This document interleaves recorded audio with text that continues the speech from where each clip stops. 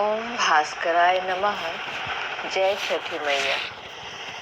छठ व्रत की विधि का मैं यह दूसरा वीडियो आप सभी को समर्पित करने जा रही हूँ। इस वीडियो का पार्ट 2 आप सभी के समक्ष मैं रखने जा रही हूँ। तो सबसे पहले मैं बात करती हूँ प्रथम दिन की। छठ व्रत के प्रथम दिन की शुरुआत नहाए खाए से होती है। नहाए खाए से पूजा का प्रारंभ होता है। सर्वप्रथम गंगा स्नान के पहले जो आप ब्रश डेली यूज करते हैं उससे ब्रश नहीं करना है, इसका आप ध्यान रखेंगे। और ब्रश के जगह पर दतवन से दातुन करना है। गंगा जी में स्नान करना है। तत्पश्चात गंगा जी से भोजन बनाने के लिए गंगा जल और मिट्टी लेकर घर के लिए प्रस्थान करना है। तत्पश्चात नहाए खाए के दिन कुछ विशेष पूजा पाठ का विधान नहीं है। बस जो है अमनिया तरीके से और शाकाहारी भोजन बनाया जाता है। तेल के स्थान पर घी का प्रयोग होता है। और पकवान की हम बात करें तो पकवान में जनरली अरवा चावल, चने का दाल, चोखा, चटनी में धनिया या आंवला, कुछ भी आपकी इच्छा पर। अगस्त के फूल का पकौड़ा जरूरी होता है, आवश्यक होता है। गोभी, कद्दू का बचका, कद्दू की सब्जी जरूरी होती है आज के दिन। और अगर बात करें कि व्रती को कितनी बारी इस दिन खाना चाहिए, तो ये आप पर है कि जो आपने ये भोजन पकवान बनाया है उसको सर्वप्रथम पहले तो उपवास में रहकर बनाना है। तत्पश्चात सर्वप्रथम व्रती को उस भोजन को करना है, उसके बाद ही घर के अन्य लोग उन भोजन को खाएंगे। उसके बाद रात में भी उसी भोजन का सेवन करना है। और नहाए खाए के दूसरे दिन के 3 बजे सुबह तक आप पानी पी सकते हैं सिर्फ। तो इस तरह से आपका पहला दिन समाप्त होता है। और एक बात, नहाए खाए वाले दिन जो है भोजन गंगा जल में ही बनाया जाता है। तो चलिए अब आगे बढ़ते हैं दूसरे दिन। नहाए खाए के दिन स्नान के बाद ऐसा नहीं है कि आपको नई साड़ी ही पहननी है। ये सबसे पहले बार आप किस प्रकार से करते हैं उस पर डिपेंड करता है। अगर आप सबसे पहली बारी छठ व्रत करने के दौरान नई साड़ी से शुरुआत करते हैं नहाए खाए वाले दिन भोजन बनाने के दौरान पहनने के लिए, तो आप उस दिन नई साड़ी पहनेंगे। अदरवाइज जो है आप धुली हुई पुरानी अमनिया साड़ी का प्रयोग नहाए खाए वाले दिन कर सकते हैं, उसमें कोई दिक्कत नहीं है। तो चलिए डे 2 में बढ़ते हैं। सेकेंड दिन क्या करना है। छठ व्रत का दूसरा दिन खरना का दिन होता है। तिथि होती है पंचमी तिथि। इस दिन भी गंगा जी में नहाना होता है। गंगा जल फिर से लेके आना होता है प्रसाद बनाने के लिए। इस दिन क्या करना होता है, इस दिन के लिए 2 मिट्टी का चूल्हा रखा जाता है। पहले ही हम लोग खरीद लेते हैं, नहाए खाए के पहले ही सारी सामग्री घर में आ जाती है। तो 2 मिट्टी का चूल्हा लिया जाता है। तो 2 मिट्टी का चूल्हा क्यों भाई? तो एक प्रसाद बनाने के लिए। और खरना के दूसरे दिन खबौनी बिहार में बोलते हैं, टिकरी बोलते हैं, ठेकुआ भी बोलते हैं। बेसिकली ये जो ठेकुआ या खबौनी है इसे आटा से बनाया जाता है। आटा में कई प्रकार के पंचमेवा और चीनी या गुड़ वगैरह मिक्स करके उसका जो है उसे तला जाता है। उस चीज को हम लोग यहाँ पे खबौनी या ठेकुआ या टिकरी बोलते हैं। तो दूसरा जो मिट्टी का चूल्हा होता है वो खरना के दूसरे दिन यूज किया जाता है। खरना के दिन 2 जगह खीर बनाई जाती है। एक तो प्रसाद का खीर, प्रसाद का खीर विशेष होता है, उसमें चीनी या गुड़ नहीं मिलाया जाता है। वो बिना चीनी और बिना गुड़ का होता है, सिर्फ उसे दूध में खौलाया जाता है और खौलाकर अच्छे से रेवड़ी की तरह वो प्रसाद बनाया जाता है। और दूसरा जो खीर बनता है वो हमारे यहाँ जो मेहमान आते हैं उनके लिए, गेस्ट के लिए हम उसे बना कर रखते हैं। तो खरना में एक आदमी एक सूप, अगर उससे एक सूप से शुरुआत करते हैं तो एक सूप पर 2 न्योज पड़ता है। न्योज क्या होता है? न्योज होता है कपटी में शाम को पूजा के वक्त जो प्रसाद रखा जाता है उसे हम न्योज कहते हैं। 2 न्योज अर्थात 2 कपटी में प्रसाद निकालना होता है पूजा के दौरान। गंगा जी से मिट्टी लाना होता है। मिट्टी का चूल्हा पे बनाने के पहले गंगा जल से हल्का नीपना होता है, प्लस घी का 5 टीका लगाया जाता है। साथ ही साथ घी के टीका के बाद सिंदूर का 5 टीका लगाया जाता है। और गंगा जी के मिट्टी से जिस बर्तन में खीर बनाया जाता है उसकी पेंदी को पूरा पहले गंगा जी की मिट्टी से लेप दिया जाता है। शाम में पूजा के पहले नया कपड़ा पहनना जरूरी है और आलता लगाना जरूरी है। लैठी पहना जाता है इस दिन। चलिए अब अगली विधि की ओर।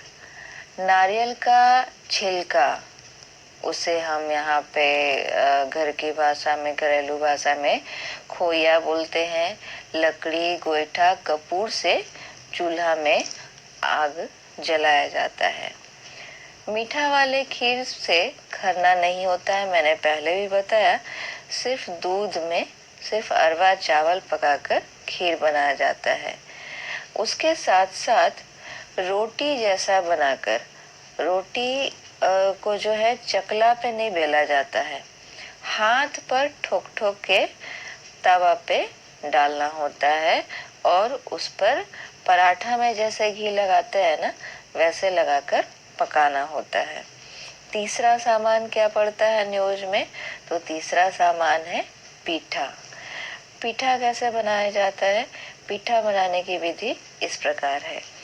गर्म पानी खौला लेना है, फिर इस गर्म पानी को चावल का आटा में डालकर सानना है और पीठा बनाने के लिए फिर ये तैयार हो जाता है। उसको सान कर फिर वो पीठा बन जाता है। छोटी छोटी गोली की तरह उस पीठे को तैयार किया जाता है।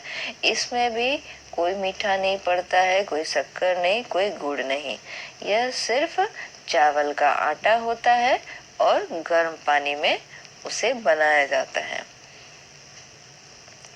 अब न्योज जो मैंने पहले बताया था कि न्योज कपटी पर पूजा के दौरान क्या क्या रखा जाता है, तो कपटी पर सिर्फ दूध का खीर रखा जाता है और एक कपटी पर 2 रोटी रखा जाता है जो हमने ठोक ठोक के बनाया था, और 5 पिट्ठा रखा जाता है और गुड़ की ढेली अलग से उस पर रखा जाता है।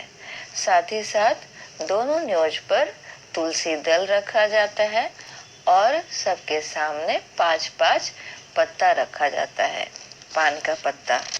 न्योज रखने का भी तरीका होता है, विधि होती है।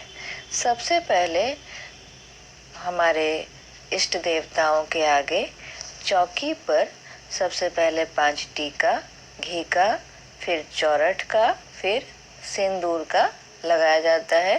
फिर उसके ऊपर अक्षत छिड़का जाता है। फिर वहाँ पर पान का पत्ता चौकी पर लगाया जाता है। एक बात मैं बताना चाहूँगी, एक सूप पर 2 कपटी रखी जाती है। अगर व्रती एक सूप से, एक जोड़े सूप से ज़्यादा गजती हैं तो फिर अगर 2 सूप है तो 2 पर 4 कपटी रखी जाती है, 4 न्योता है। आगे बढ़ते हैं।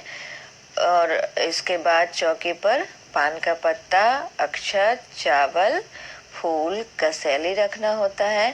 पान के ऊपर 2 ढकनी रखनी होती है।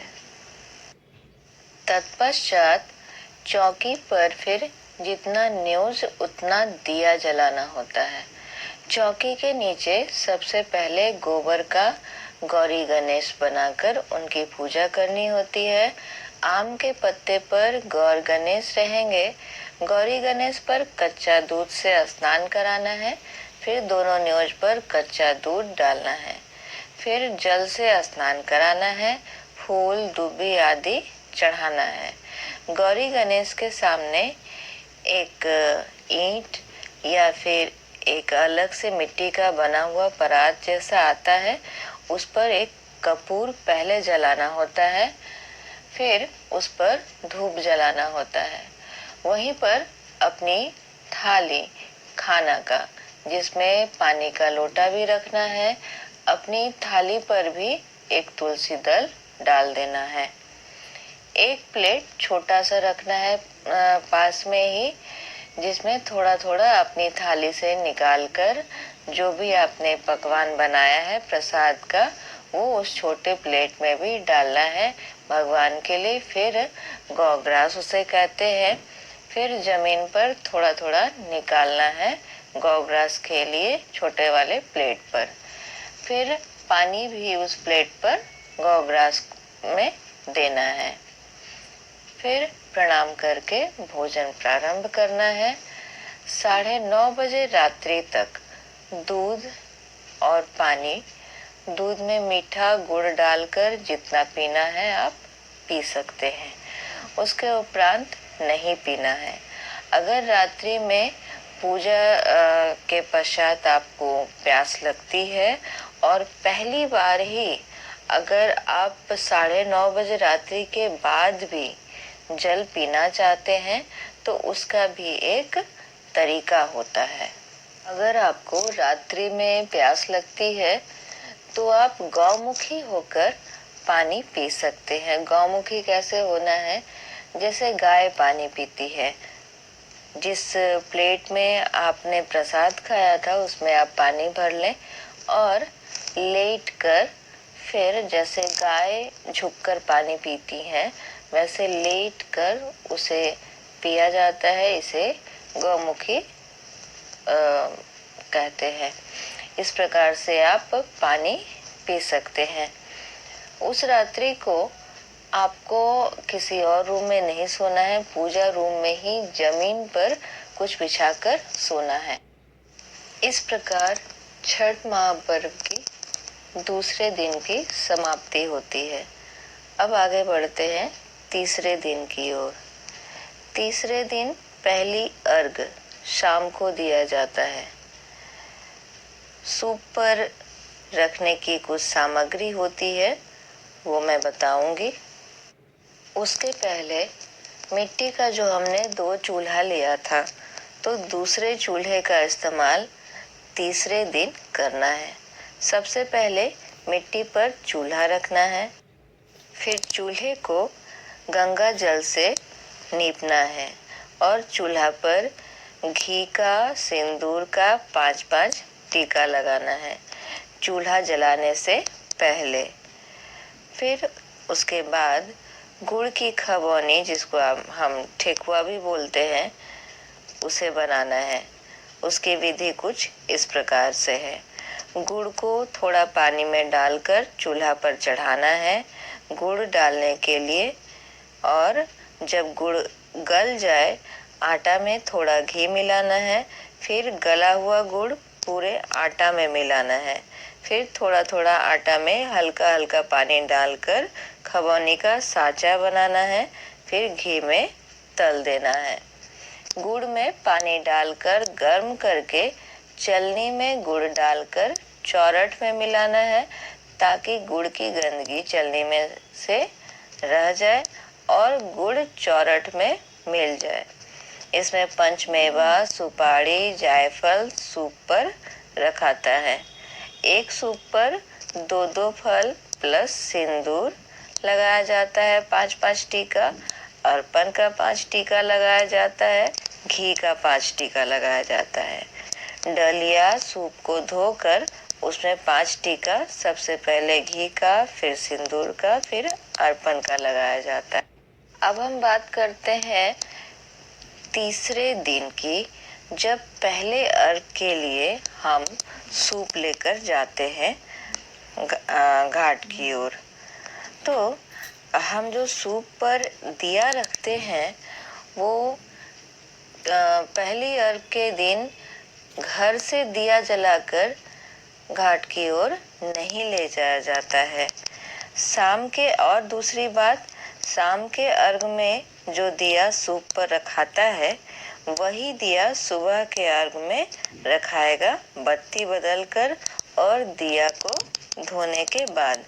फिर सुबह के अर्घ के बाद घाट पर ही सूर्य भगवान को पूजा करने के दौरान वह दिया अर्पित कर दिया जाता है। शाम के अर्घ देने के पहले भी आम के पल्लों से दातुन किया जाता है। फिर सुबह में भी अर्घ के पहले आम के पल्लों से दातुन किया जाता है। अब हम बात करते हैं सूप पर रखने वाली सामग्री की। तो सूप पे क्या क्या रखना है? पंचमेवा, जायफल, कसौर। कसौर क्या होता है? चावल का लड़ुआ 5 पीस, उसे कसौर बोलते हैं। खबौनी 5 पीस, हल्दी पत्ता के साथ, आदि पत्ता के साथ, केतारी, केला का घौद, बद्धी, अर्ता, पान में लपेटा हुआ जटामासी का फूल, फूल की माला, चीनी का खिलौना, मूली, सारा फल 2-2 पीस, नारियल 1, टाभा नींबू 1, पानी फल, शरीफा, सेब, नारंगी, शकरकंद, सुथनी, कदीमा काट कर, अमरूद, और जितना फल मन हो उतना आप सूप पर लगा सकते हैं। और एक गमछी सूप पर रखना है।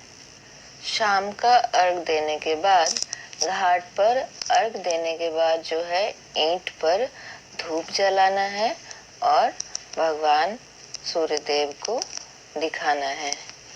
एक चीज का ध्यान रखना है कि अगर सोते वक्त आपको प्यास लगती है, पानी पीने की इच्छा है, तो फिर उसी प्रकार गौमुखी होकर जल को ग्रहण करना है। अर्घ देके घर आने के बाद घर के मंदिर में भी दिया जलाना है। इस प्रकार तीसरा दिन समाप्त होता है। हम चौथे दिन की ओर बढ़ें और सुबह के अर्घ की बात करें। उसके पहले मैं बता दूं, अर्घ देने से पहले सिंदूर लगा के घाट पर नहीं जाना चाहिए। घाट पर जाकर पानी में जाने के बाद सिंदूर लगवाना चाहिए। अब बात करते हैं सुबह के अर्घ की। तो सुबह के अर्घ वाले दिन सूप पे जितने फल हमने रखे थे उसमें 2 चीज एक्स्ट्रा डालते हैं। वो क्या है? तो सुबह वाले अर्घ में सूप पर कोहड़ा का छोटा छोटा पीस काट कर रखा जाता है। साथ ही चना को फुलाकर हर सूप में थोड़ा थोड़ा डाला जाता है। और एक बात का ध्यान रखना पड़ता है, मैंने पहले भी बताया था कि शाम वाले अर्घ में सूप पर दिया जलाकर लेकर नहीं जाना है। वहीं सुबह वाले अर्घ में सूप पर शाम वाले अर्घ वाला ही दिया धोकर बत्ती बदलकर उसे जला कर लेकर जाया जाता है। सारे सूप पर जितना फल शाम में अर्घ में टीका लगाकर चढ़ाया था, सारा फल हटा लेना है। फिर उसी तरह दूसरा फल धो धो कर टीका लगाकर सूप पर दौरा में सजा देना है। और जब व्रती घाट पर पहुंचती हैं तो हाथ पर आंचल रख के उस पर अर्पण सिंदूर का 5-5 टीका लगाया जाता है। उसके ऊपर अक्षत फूल दिया जाता है और हर बार सूप बदलने के पहले फिर से पानी से घाट पर के ही पानी से उसे धोकर फिर से इसी प्रकार अर्पण सिंदूर का 5 टीका लगाकर फूल वगैरह अक्षत वगैरह देकर दूसरा सूप व्रती के हाथों में दिया जाता है। इस बात का ध्यान रखा जाता है। सुबह वाले अर्घ के बाद धूप जला देना है। सूप का दिया जो है वह घाट पर ही जलाकर छोड़ देना है। प्रसादी बांटना है। अर्घ के बाद शरबत पीना है, गर्म पानी पीना है, कोई भी फल, उसके बाद घर आना है। सुबह के अर्घ के बाद जहाँ सारा सूप डलिया